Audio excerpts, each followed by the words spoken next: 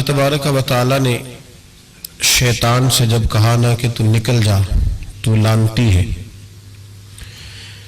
تو اس نے یہ عرض کیا کہ مولا مجھے مہلت دے۔ اللہ کریم نے فرمایا جا تجھے مہلت دی، کتنی؟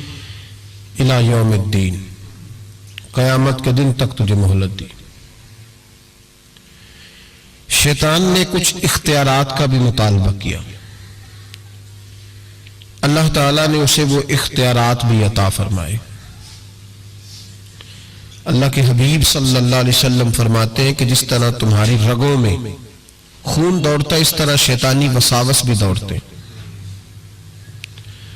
اور شیطان کی قوت کا، اختیار کا یہ حال ہے کہ الشیطان جاسم علی قلب ابن آدم۔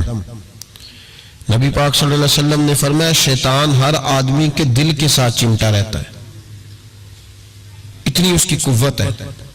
شیطان ہر آدمی کی ناک پر بیٹھ کر رات گزارتا ہے۔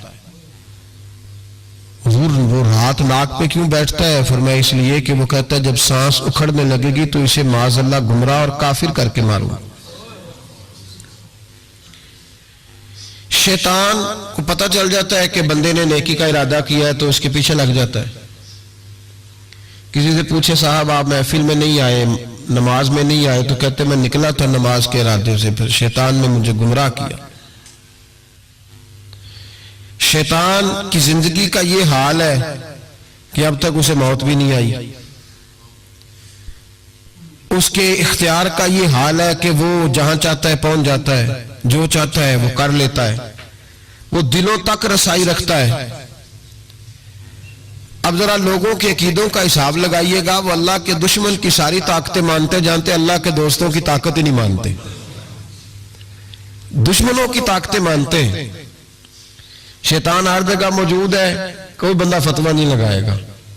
اور اگر آپ کہہ دیں نبی پاک ہر جگہ موجود ہے، اگر کہ حضور کی روحانیت ہر جگہ موجود ہے، نبی پاک صلی اللہ علیہ وسلم اس طرح دیکھ رہے ہیں جیسے ہاتھ کی ہتھیلی کو دیکھ رہے ہیں، تو رٹا شروع ہوتا ہے کہ نہیں؟ کوئی نہیں ہوتا؟ تو ان سے پوچھو شیطان کی دفعہ تو فٹافٹ ہی مان گئے ہو۔ کیسے نادان لوگ ہیں کہ اللہ کے مخالف کی، دشمن کی طاقت تو مانتے ہیں، اللہ کے محبوبوں کی طاقت ہی نہیں مانتے، اس طرف توجہ نہیں کرتے۔ تو شیطان کو اللہ نے قیامت تک مہلت دی ہے، وہ گمراہ کرے گا، اس کو اختیارات دیے ہیں، وہ رستوں میں بیٹھے گا، وہ دلوں سے چمٹے گا، وہ انسان کی سانس اکھڑنے تک اس کی ناک پر بیٹھ کر اس کا انتظار کرے گا۔ یہ طاقت، یہ اس کی کوشش، یہ اس کی جدوجہد۔ تو یا اللہ شیطان نے تجھ سے گمراہ کرنے کے لیے اتنی ساری طاقت لے لی، مہلت لے لی، تو بندے گمراہ ہوں گے تو تو نے اس کا کیا بندوبست فرمایا ہے؟ تو رب کریم نے فرمایا میں قیامت تک اولیاء اللہ بھیجتا رہوں گا، قیامت تک،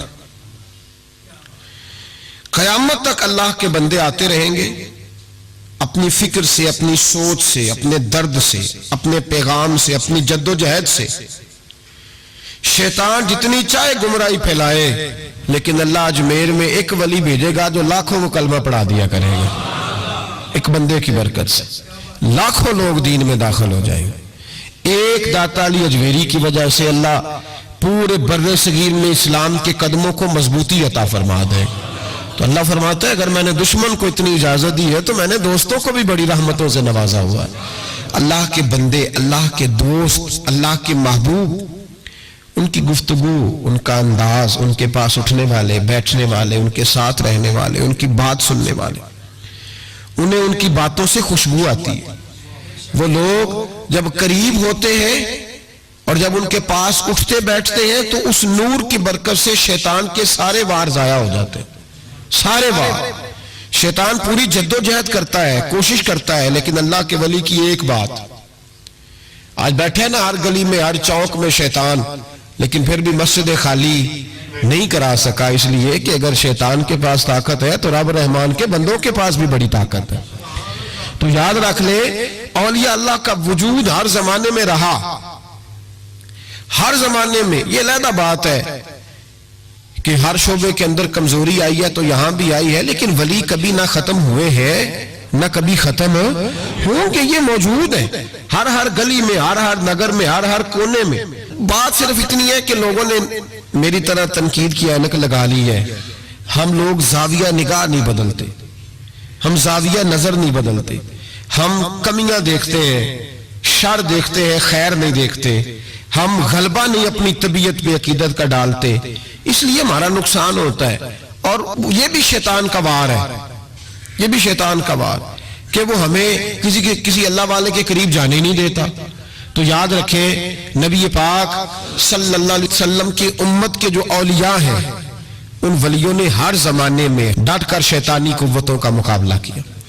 نبی پاک صلی اللہ علیہ وسلم کے بعد آپ دیکھ لیں ایک ایک شخص ایسا ہوا ہے جس نے لاکھوں لوگوں کی ہدایت کا وہ بندہ ذریعہ بن گیا. امام جعفر صادق سے لے کر امام اعظم ابو حنیفہ تک, اور امام اعظم ابو حنیفہ سے لے کر امام شافعی, امام احمد بن حنبل تک, اور پھر حضرت جنید بغدادی, حضرت سری سختی, حضرت سیدنا معروف کرخی, اور سب سے بڑھ کر محبوب سبحانی حضور غوث پاک جیلانی رضی اللہ تعالیٰ.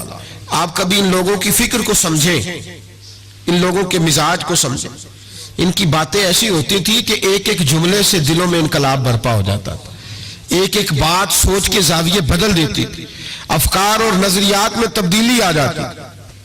وہ علیحدہ بات ہے کہ سارا رٹا 11ویں کا رہ گیا ہے, لوگ سمجھتے ہیں 11ویں اصل ہے, اسی پہ مناظرہ اسی پہ. اور یہ بھی مخالفوں کی سازش ہے کہ وہ بزرگوں کی کچھ باتوں کو مناظروں کا رنگ دے کے ان کی اصل تعلیمات سے لوگوں کو دور کر دیتے. 11ویں تو ایک مستحب فعل ہے, 11ویں یعنی کرائیں تو ثواب ہے, کوئی نہ کرائے تو گناہ. کتنے گھر ہیں جن میں 11ویں نہیں پکتی؟ کسی نے کبھی فتویٰ دیا ہے کافر ہو گئے معاذ اللہ, یہ گناہ گار ہو گئے. 11ویں اور جو پکانے والے ان سے بھی ایک گزارش ہے کہ 11ویں مستحب ہے, اس کے لیے مسجدوں میں اعلان نہیں کرنے چاہیے, اس کے لیے فجر سے پہلے سپیکر نہیں کھول جانا چاہیے کہ سارا محلہ چندہ دے 11ویں پکانی. یہ مستحب فعل ہے, اور مستحب کے لیے سوال کرنا منع ہے, منع ہے سوال کرنا. اعلیٰ حضرت نے لکھا ہے کسی نے عمرے پہ جانا ہے, دل تڑپ رہا, پھر بھی اس کے لیے سوال کرنا منع ہے. کسی کو کہہ نہیں سکتا کہ میں نے جانا ہے. حالانکہ نبی پاک کے روزے کی حاضری اگر کسی نے ایک دفعہ بھی نہیں دی, اعلیٰ حضرت فرماتے ہیں حضور کے روزے پہ جانا امت کے لیے واجب ہے. تو اس کے لیے جب سوال کی اجازت نہیں تو مستحب کام کے لیے لوگ سویرے سپیکر کھول لیتے اور جناب گلے لگے ہوئے یہاں 11ویں کا حصہ ڈالو. تو 11ویں کا یہ مقصد نہیں. لنگر شریف تبرک ہے, برکت ہے, شفا ہے, سارا کچھ ہے, لیکن اس کے لیے سوال کرنے کی اجازت نہیں ہے. اپنی مرضی سے کچھ لوگوں کو توجہ اگر ہے اور وہ مل کے کوئی ایسا بندوبست کر لیتے ہیں تو اس میں منع نہیں, لیکن اس کو جو اس کا شریعت کے اندر درجہ ہے اس درجے میں رکھا جائے. اس میں مناظرے ہوتے ہیں, بحث ہوتی ہے. حالانکہ 11ویں اصال ثواب کی ایک قسم ہے, 11ویں اصال ثواب کی ایک, کل شریف بھی اصال ثواب ہے, 10واں بھی, 40واں اصال ثواب, یہ ساری قسمیں اصال ثواب کی ہیں. آپ کل شریف کہتے ہیں, ہندوستان والے تیجا کہتے ہیں. ہم اپنی سہولت کے لیے کل شریف کا ختم جا کے چوتھے دن بھی رکھ لیتے ہیں. کبھی کسی عالم نے کہا نہیں ہوتا, کیونکہ مستحب ہے. اس کے لیے تعین وقت صرف سہولت کے لیے کیا جاتا ہے. تو 11ویں ایک اصال ثواب ہے. بہت سارے لوگ 11 ربیع الثانی کو کرتے ہیں, بہت سارے 12 کو کرتے ہیں, 14 کو کرتے ہیں, اور ہمیں محفل میں جانے کا موقع ملتا رہتا ہے. سارا سال ہی 11ویں پکتی رہتی ہے. لوگوں نے اپنی سہولت کے لیے وقت رکھا ہوا ہے, کسی نے 17 تاریخ رکھ لی ہے, کسی نے 18 رکھ لی ہے. تو غوث اعظم رضی اللہ تعالیٰ عنہ کی جو اصل چیز ہے وہ ان کی کرامت ہے. پھر ہمارے یہاں ایک اور بحث چلتی ہے کہ اللہ کے ولی کچھ دے سکتے ہیں کہ نہیں دے سکتے. اللہ کے ولی کچھ دے سکتے ہیں کہ, میں نے پہلے کہا شیطان دے سکتا ہے, گمراہی پھیلاتا ہے. کبھی کسی بندے نے فتویٰ نہیں لگایا کہ مولانا یہ آپ کیا کہہ رہے ہیں. حالانکہ کسی بندے سے بھی پوچھو نا, وہ کام سارے خود کر رہا ہوتا ہے, ڈال شیطان پہ رہا ہوتا ہے, وہ فارغ ہو جاتا ہے, کہتا ہے اس نے مجھے کرنے نہیں دیا. وہ خدا کے بندے تو قدم تو بڑھا, تو رب رحمان کا بندہ ہے, اور اللہ کے بندے شیطان سے طاقتور ہوتے ہیں. تو آگے بڑھنا, تو اس پہ کھاتے میں ڈال کے چپ کر گیا. اللہ کے ولی بڑا کچھ دیتے ہیں, اور جو اللہ کا ولی, سنو جملہ یاد رکھو, جو رب کریم کا بندہ دل میں رسول اللہ کی محبت ڈال دے, اس سے زیادہ بھی کوئی نایاب چیز ہو سکتی ہے. جس نے تیرے دل میں مصطفیٰ کا پیار ہی ڈال دیا ہے, تو ابھی تک کہہ رہا ہے ملتا ہے کہ نہیں ملتا. تجھے مانگنے کا طریقہ نہیں آتا, ورنہ وہاں سے تو سارا کچھ ہی ملتا ہے. اس کی وجہ کیا ہے؟ کرامت ہے. کیا اللہ کا ولی کس طرح دیتا ہے؟ اللہ کا ولی اللہ سے لے کے دیتا ہے. اور بات صرف اتنی ہے کہ اسے اللہ کو منوانا آتا ہے، اللہ کے ولیوں کو، اللہ کو۔ یہ نبی پاک کیا کریں گے؟ یہ شفاعت کیا ہے؟ حضور قیامت کے دن کیا کریں گے؟ اللہ کو منائیں گے۔ حضور فرماتے ہیں میں اللہ کو، شفاعت کا مفہوم کیا ہے؟ حضور سید عالم صلی اللہ علیہ وسلم فرماتے ہیں جب اللہ کرسی عدالت پہ بیٹھے گا جو اس کی شان کے لائق ہے، اگرچہ وہ بیٹھنے سے پاک ہے، جب وہ فیصلے کرے گا تو فرماتے ہیں میں سر سجدے میں رکھوں گا، میں روؤں گا، میں اللہ کو مناؤں گا۔ میں جب روؤں گا تو میرا رب کہے گا محبوب سر اٹھا، تو جیسے کہے گا ویسے ہی ہو جائے گا۔ تو بات یہ ہے کہ اللہ کے بندوں کو اللہ کو منانا۔ حضور غوث پاک کے پاس بی بی آ گئی، اس نے کہا حضور بے اولاد ہوں، میرے محلے میں ایسی عورتیں بھی ہیں جنہیں اللہ نے 14 بچے دیے، میں بے اولاد ہوں، اولاد بڑا میٹھا پھل ہے، تو میرے آنگن میں اگر ایک پھول کھل جائے تو میرے گھر میں بھی خوشبو پھیلے گی، میرے گھر میں بھی کوئی بچہ روئے گا تو میرا گھر بھی رونق والا ہو جائے گا۔ تو حضور میری ساس اب کہتی ہے رکھنا نہیں، اسے طلاق دے دینی ہے۔ میرا خاوند مجھے کہتا ہے میں مجبور ہوں، میں نے بڑا عرصہ تجھے نبھایا ہے، تو حضور میں غریب ہوں، میرے پہ نظر کرم ہو جائے، میرے لیے دعا کرے، میرا مالک مجھے ایک بیٹا دے دے۔ یوں ہاتھ اٹھائے گا غوث اعظم نے، کہے اللہ تیری بندی تیرا بندہ سمجھ کے آئی ہے، کیا لفظوں کا حسن ہے، کیا جملوں کی تاثیر ہے۔ اے اللہ تیری بندی تیرا بندہ سمجھ کے آئی ہے تو مہربانی کرنا، جو تو نے اس کے دل میں ڈالا ہے وہ اسے عطا بھی فرما دے۔ لفظوں کا، جملوں کی ترتیب دیکھیں، جو تو نے اس کے دل میں ڈالا ہے اسے عطا بھی کر دے۔ تو حاطف غیب سے ندائی عبد القادر اس کے نصیبے میں ہی نہیں، مقدر میں نہیں۔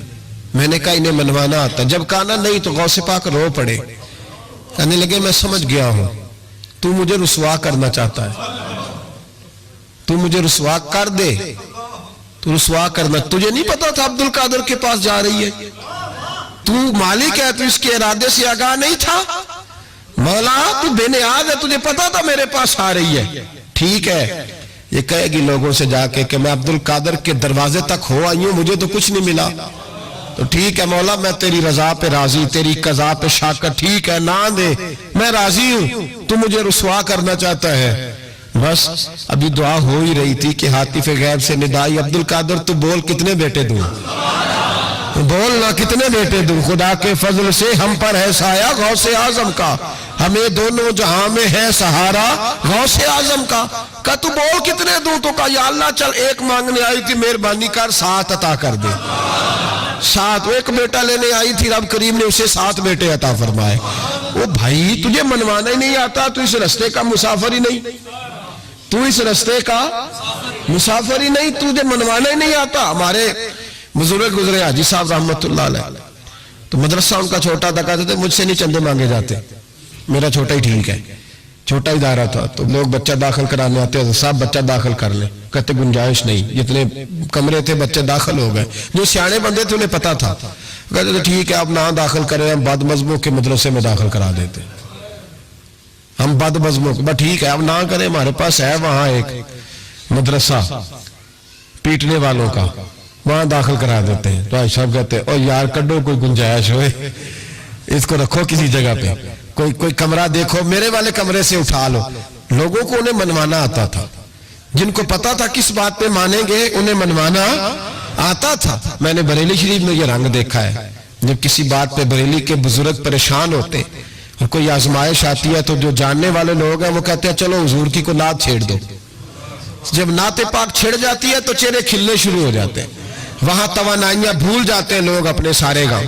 جنہیں منوانا آتا ہے، اللہ کے ولی کا کمال یہ ہے کہ اسے رب کو منانا آتا ہے، وہ منوا لیتا ہے۔ اللہ اپنے فضل سے، اللہ کو مجبور کوئی نہیں کر سکتا، اللہ اپنے فضل سے اس کی بات مانتا ہے۔ کتب علی نفسہ الرحمہ، اپنے فضل سے مانتا ہے۔ تو حضور غوث پاک رضی اللہ تعالیٰ عنہ نے لوگوں کو بڑا نوازا۔ ایک شخص آیا، اس نے آ کے کہا حضور میرے ابا جی میں آپ کا مرید ہوں، عقیدت مند ہوں، رات میں نے باپ کو خواب میں دیکھا ہے، تو دوزخ کی آگ میں جل رہا ہے، میرا فوت ہونے والا باپ میں نے بڑی تکلیف میں دیکھا ہے۔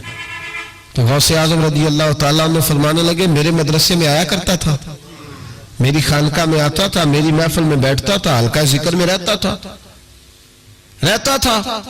تو اس نے کہا حضور کبھی کبھی آتا تھا، کبھی کبھی۔ غوث اعظم نے مصلی بچھا لیا، کہا یا اللہ تیرا وعدہ نہیں کہ جو اہل اللہ کے مجالس ذکر میں بیٹھے گا تو اسے شکی نہیں کرے گا، اسے صحیح۔ اور یہ مسلم شریف کی حدیث ہے۔ اب مسئلہ یہ بن گیا، پہلے سنی دلیل نہیں مانگتا تھا، کہتا ٹھیک ہے، اب سنی بھی کہتا ہو نہیں یہ آپ کیا کہہ رہے ہیں، یہاں ہمارے اندر بھی کمی ہے۔ نا اللہ کے ولی کے منہ سے جو نکلتا ہے وہ رب کی رضا والا جملہ ہوتا ہے۔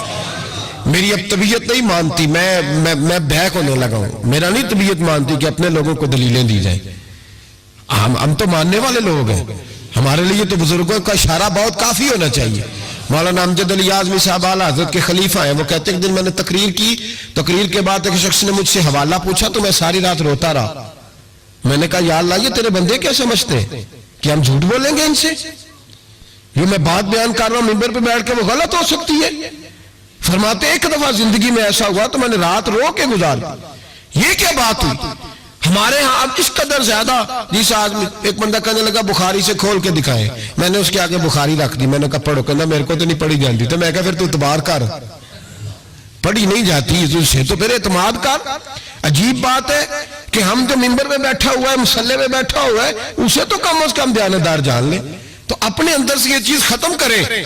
سنی تو عقیدت مند ہوتا ہے، اس کی طبیعت، اس کے تو مزاج کے اندر لطافت ہوتی ہے، وہ تو ہلکے سے جملے سے مسکرا کے سارا کچھ مان جایا کرتا ہے۔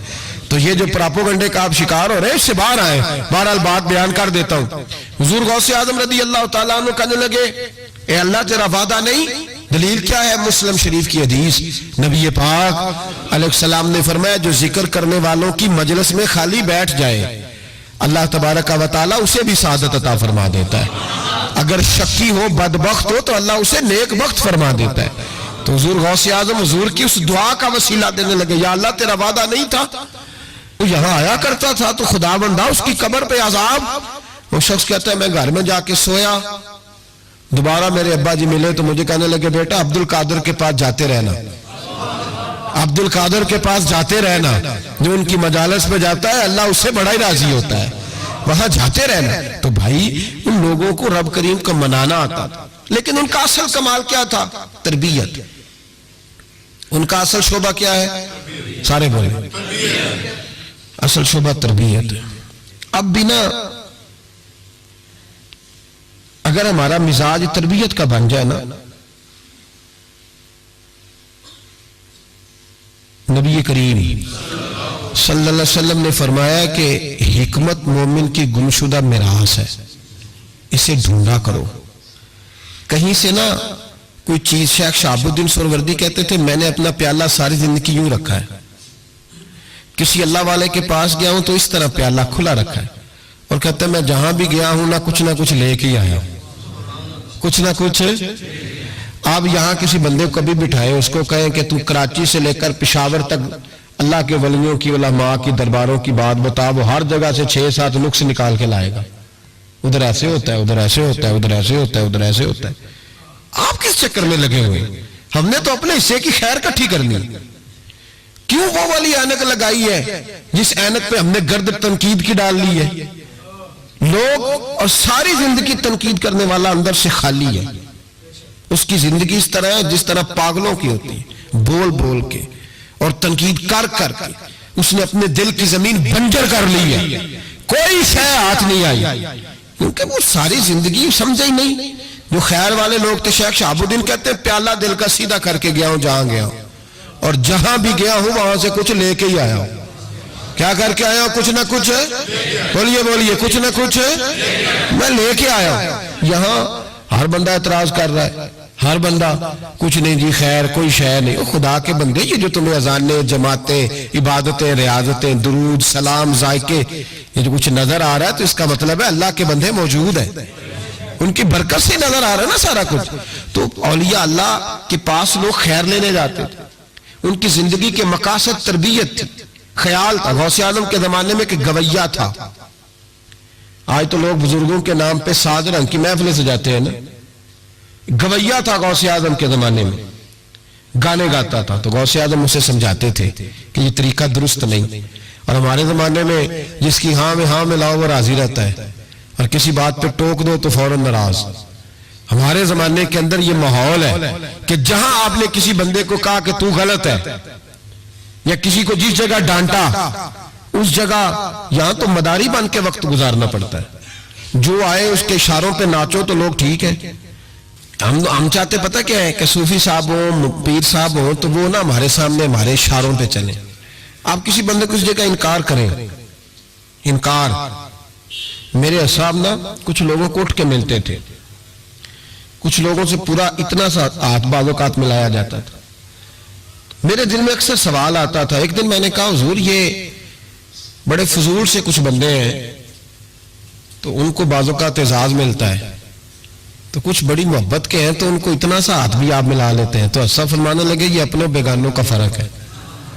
میں نے کہا کس طرح؟ فرمانے لگے کچھ ایسے ہوتے ہیں جن کو پروٹوکول نہ دو تو بھاگ جاتے ہیں, تو کچھ ایسے ہوتے ہیں جن کا پتہ ہوتا ہے انہیں جوتے بھی مارے تو یہ میرا ہی ہے, اس نے جانا کوئی نہیں, یہ میرا ہے. فرماتے ہیں جسے ڈانٹتے زیادہ ہیں ڈپٹتے زیادہ ہیں اس کا پتہ ہوتا ہے یہ جا کہیں نہیں سکتا, یہ میرا ہی ہے. کہ جتنا مرضی کچھ کرو. تو جو پروٹوکول مہینے کا دور آیا نا ہمارا, ہم تو ذرا اس لیے تو اصلاح نہیں ہو رہی.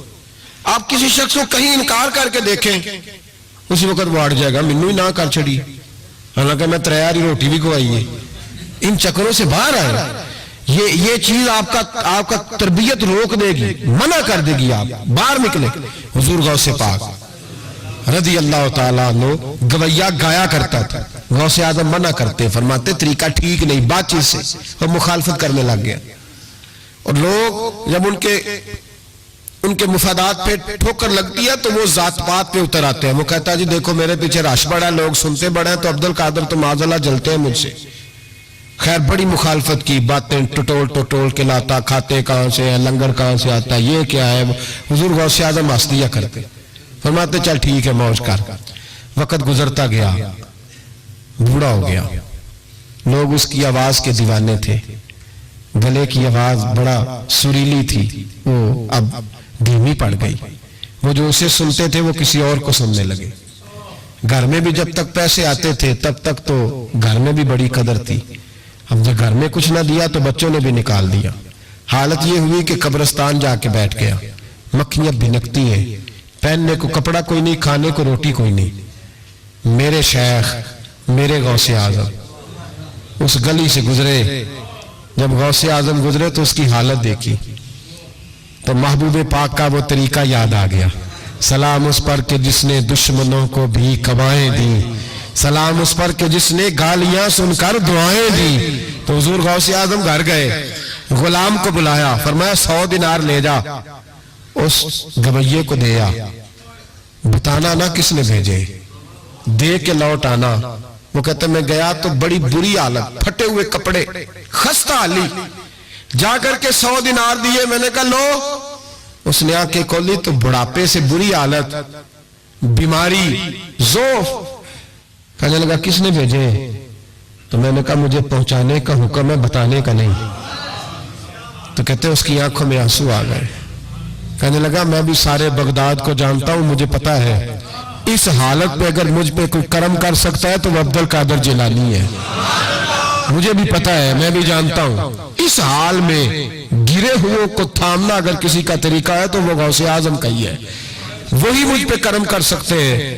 کہتے میں خادم, کہتے میں دے کے آیا تو وہ میرے پیچھے پیچھے چلنے لگا. حضور غوث اعظم پڑھا رہے تھے تو سامنے آ کے کھڑا ہو گیا, نظر اٹھائی آپ نے, فرمایا میں کیا خدمت کر سکتا ہوں. چیخ ماری اس نے, رویا, قدموں میں گرا. لگا عبد القادر تو میرے نبی کا سچا وارث ہے, تو سچا وارث ہے نبی پاک صلی اللہ علیہ وسلم کا. میں ساری زندگی مخالفت کرتا رہا اور جب میرا کوئی نہ بنا تو میرا بن گیا. اب مجھے بتا کہ اس بڑھاپے میں توبہ کروں تو اللہ قبول کر لے گا؟ تو غوث اعظم فرمانے لگے تو سچے دل سے توبہ کر, اللہ تیری توبہ بھی قبول فرمائے گا اور تجھے اپنے نیک بندوں میں شامل بھی فرمائے گا. شرط یہ ہے کہ سچے دل سے کر, اخلاق کے لیے آئے, کردار کے لیے آئے, تربیت کے لیے آئے.